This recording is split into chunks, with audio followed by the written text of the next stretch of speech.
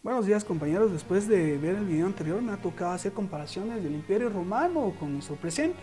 Aunque en base a diferentes libros que me han servido de guía he encontrado también diferentes puntos de vista de los diferentes autores. Podemos hablar de Moses Haas en su adaptación al libro La caída del Imperio Romano Occidental, en donde él habla en su tesis que una de las principales causas del declive y la caída del Imperio Romano fue el cristianismo. También podemos hablar de otro autor como es Jan Dumont. Señala como una de las principales causas de la muerte del Imperio Romano fue la espantosa degradación de costumbres de Bajo Imperio. Él aseguraba que la búsqueda generalizada y sin frenos del placer, independientemente de la procreación, era la característica fundamental de la sociedad pagana decadente. Él continuaba diciendo de que el aborto era libre en ese tiempo y solo se condenaba cuando el marido se quejaba de que se le privaba de descendencia. Adaptándola a esta situación a nuestra realidad, notamos cómo en China las familias pueden tener únicamente un niño. Y si ese bebé que viene en camino es de sexo femenino o viene con algunos problemas, tienen el derecho de abortarlos. A ver, pondré un ejemplo. ¿Cuántos de ustedes no son los mayores de la familia, los hermanos mayores? Si ustedes no son los hermanos mayores, déjenme decirles de que si estuvieran en el antiguo Imperio Romano o en China, ustedes no existieran. Yo pienso de que algo sumamente inconsciente de sus partes. Por otro lado, la segunda mitad del siglo trajo muchas consecuencias.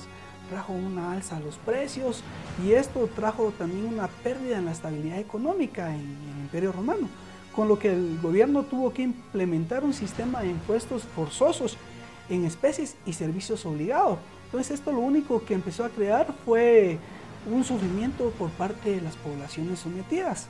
Podemos ver cómo Theodor Mommsen en su libro Historia de Roma señala a la esclavitud como una de las manifestaciones más pavorosas de la decadencia, llamando lepra mortal de la antigua ciudad. Respecto a la crisis del pasado, las crisis son parte de la historia de la humanidad. La historia de la humanidad no son fiestas, sino son algo desagradable, sino que son momentos conflictivos de las cuales una parte importante de la humanidad padece problemas muy graves, pareciendo un poco optimista de mi parte, nos lleva a pensar de que la historia humana muchas veces es una tragedia. Es una tragedia porque se manifiesta periódicamente y aparte de eso podemos constatar que la tragedia forma parte de la historia. Hoy estamos mencionando una crisis que ha creado momentos muy importantes en la historia, como es el Imperio Romano. Un claro ejemplo de estas crisis podemos ver también cómo se utilizó en Guatemala la cristianización como un método de derrotar y de conquistar. Pero también hablemos de Roma en la crisis del siglo III, cuando también las características eran muy parecidas a las de nuestro presente, porque se encontraba una extrema pobreza, guerras continuas, desintegración social. Podemos ver aquí también de que aquel imperio antes de su declive se podía superar dando un siguiente paso, el cual nunca sucedió. Hubo una pérdida de fines por causa de no encontrarse nuevas metas. Hay un momento quizás en aquellos años en que la sociedad actual también pasa por lo mismo, ya no hay fines más que disfrutar los placeres de la vida, más y más. Aunque esos fines tal vez tienen que ser menores. Los grandes fines que han hecho a la humanidad, las grandes metas, por ejemplo, la meta de la libertad, la búsqueda de la verdad, la búsqueda de una sociedad más justa, se olvidan. Entonces parece una degradación muy rápida que nos lleva a la situación actual. Por lo tanto, analicé que la crisis proviene también por fallos de la falta de conciencia social, tanto en la época del Imperio Romano como en su presente. En Guatemala el ciudadano no es empoderado. Al contrario, al Estado y a las élites de poder quieren vernos sumisos e ignorantes. A lo mismo sucedía en Roma con la plebe. Y eso es aprovechado por los poderosos de la época para crecer muy deprisa. Y de ahí podemos encontrar dos objetivos que tenían en el Imperio Romano. Un objetivo era el ascenso y la búsqueda del poder de parte de las élites. Ellos lo que querían era seguir buscando más y más poder. Y la otra parte era la escasa búsqueda de objetivos de parte de la plebe en nuestro tiempo de la sociedad. Estas dos cuestiones también influyeron de gran manera en la crisis de la época. Cuando una sociedad no encuentra motivos para existir, se deja ir y en 20 o 30 años se produce una caída.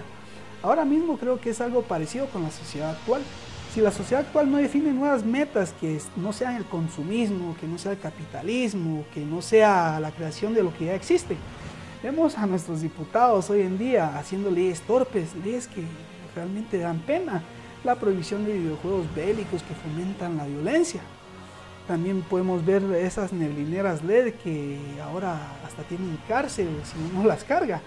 Yo siento que es una implementación donde nos crean una implementación a lo antiguo, porque en lo antiguo era puro circo, viéndolo igual hoy en día es puro circo. La implementación también de la bolsa segura, que un salario al adulto mayor, que un salario a niños de las aldeas, nos damos cuenta que son mecanismos utilizados también en el antiguo Imperio Romano con el famoso pan y circo.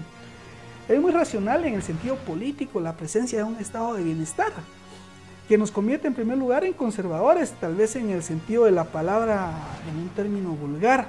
Se ha creado en nuestro país un sistema tan perverso de que la burguesía únicamente lo que cuida es su dinero. El Estado lo único que cuida es la conservación de su poder y la sociedad lo único que cuida es su estado de bienestar, que busca su bolsa segura, que es salario a las madres solteras, que es salario de adulto mayor, que los desayunos solidarios. Una sociedad como la que tenemos ahora está condenada a la autodestrucción, como lo que pasó en el Imperio Romano. Tenemos un gran ejemplo, porque en primer lugar no hay una fuerza dinámica que una a las tres a salir adelante, a buscar fines, a buscar propósitos. Estamos viendo tres sectores que cada quien tiene sus diferentes fines muy propios, donde la única interacción que funciona entre ellos es la de crear un declive al país. Entonces vemos cómo estas causas conservadoras o pinceladas socialistas, a mi punto de vista, crean un declive en nuestro país. Podemos tomar como ejemplo a países del sur. Vemos a Venezuela, que está al borde del abismo por parte del autoritarismo. Vemos a Bolivia, que ha tomado unos pasos y empieza a buscar los cambios de un gobierno socialista que lo mantuvo al borde del declive. Podemos ver también a Argentina, que tomó nuevos pasos ante el ya previsto declive del sistema. Entonces, como lo que pasó con el Imperio Romano Occidental, fue una falta de libertad. Igual en nuestro presente hay muchos pueblos sometidos y no hay una libertad, en donde lo único que crea es un dominio de parte de los emperadores. Ante este dominio podemos ver de que se formó un declive en el Imperio Romano. Dentro de los parámetros de la sociedad romana podemos definir aspectos que marcaron también su declive.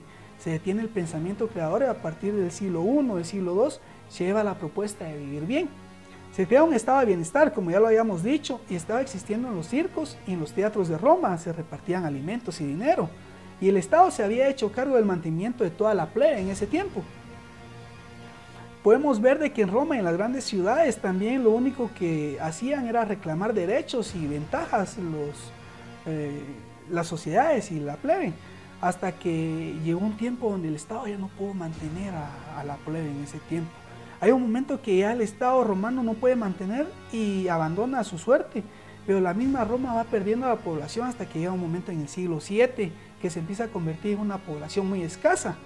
Podemos ver a Theodor Mommsen en su libro Historia de Roma Occidental, señala que el Estado en su crecimiento primero se hace cargo de todas las funciones sociales, pero luego no puede mantenerlas. Y entonces empieza a abandonar a la gente a su suerte. Comparando esto con nuestro presente, nos damos cuenta que vamos hacia un gran declive. Ya no hay dinero, ya no hay presupuesto para la bolsa segura, para los fertilizantes, para el desayuno en las escuelas, ya no hay presupuesto para nada, ya no hay presupuesto hasta para salud, que es un presupuesto primordial. Pero eso ha pasado a mi punto de vista porque se ha creado una mentalidad de izquierda, que lo único que quiere son propuestas encantadoras donde la persona ya no tendrá que trabajar y el Estado los va a mantener, sabiendo que esa es una propuesta populista en donde lo único que se crea es un autoengaño. Pareciera ser como un cuento de hadas. Una vez vi una imagen en Facebook que me gustó mucho, decía: todo mundo quiere vivir a expensas del Estado, pero olvidan que el Estado es la que vive a expensas de todo el mundo. Creo que fue una frase de Frederick Bastian. Con esto podemos tomar un poquito las conclusiones acerca del Imperio Romano con nuestro presente. Me toca dar un análisis en base a las relaciones internacionales, como nos lo pidieron, y podemos hablar que el Imperio Romano crea una separación de Oriente y Occidente. Pero esta división ya se encontraba Roma en total decadencia, la pérdida de poder ante la muerte del emperador, que otorgó a sus dos hijos, a uno el imperio occidental y el otro el oriental. Incluso el imperio ya no era tan poderoso como antes, aunque nunca llegó a conquistar la zona donde se encontraba Alemania y todos esos países completamente. O sea que el territorio alemán no fue conquistado por el imperio romano. En esos lugares no habían tribus, habían grupos de bárbaros que atacaban siempre al imperio romano y cada vez traspasaban sus fronteras ante el total declive. Estaban las tribus que aparecen del oriente, los hunos, que es otra clase de bárbaros que vienen de Asia y se empiezan a colar ahí en el imperio romano. Entonces el imperio ya se empezaba a quedar ya en su total caída. Ya no era un imperio romano como el de antes. Esta decadencia creo yo que fue un ciclo normal como en todos los imperios que han habido. Europa está en un periodo de decadencia en nuestro presente. Podemos notar cómo el imperio inglés con la Gran Bretaña fue el imperio más grande del mundo hasta no hace mucho, con los años de la reina Isabel. Después de la Segunda Guerra Mundial era el imperio más grande. Podemos ver también de que las colonias inglesas también económicamente tenían mucha influencia, pero como todo imperio tuvo que caer. En nuestro presente podemos ver a Estados Unidos también que está enfrentando una gran decadencia. Vemos cómo cada vez empieza a perder poder sobre los países del sur y algunos países del oriente. Estados Unidos y Europa dan muestras que se les está acabando cada vez y más el poder. Que el ciclo se tiene que renovar, que la economía está llegando a una decadencia, es cierto, tienen aún mucho poder, no estoy diciendo que no lo tengan, pero sí creo yo que se les está acabando el imperio poco a poco. Yo pienso que hay países que empiezan a crear imperio también, como es el caso de China, por ejemplo, que tiene una potencia tanto económica como militar. Digamos, antes corría la influencia de Occidente a Oriente, antes los imperios británicos, los holandeses, Francia era dueño de toda África, Vietnam, Inglaterra era dueño de la India, de Hong Kong, y todo fluía de Occidente hacia Oriente. Podemos ver ahora en nuestro presente. En esos tiempos también me recuerdo que hablaba el licenciado Chan acerca de la revolución industrial, el ferrocarril y todo eso. Empezó a surgir en Europa y llevaba la influencia hacia el Occidente y a toda América también. Pero podemos ver de que eso ahora ya no está pasando. Como ejemplo está Japón y China. A ver, como ejemplo le podemos decir de que ¿qué le puede vender España a Japón o a China? Ahora todo es al contrario, ahora China y Japón les vende al resto del mundo. Podemos ver de que ahora la influencia ha cambiado y se crea de Oriente a Occidente y al resto del mundo, también a América. Vemos cómo los chinos empiezan a crear un imperio y también empiezan a crear intereses en todo el mundo.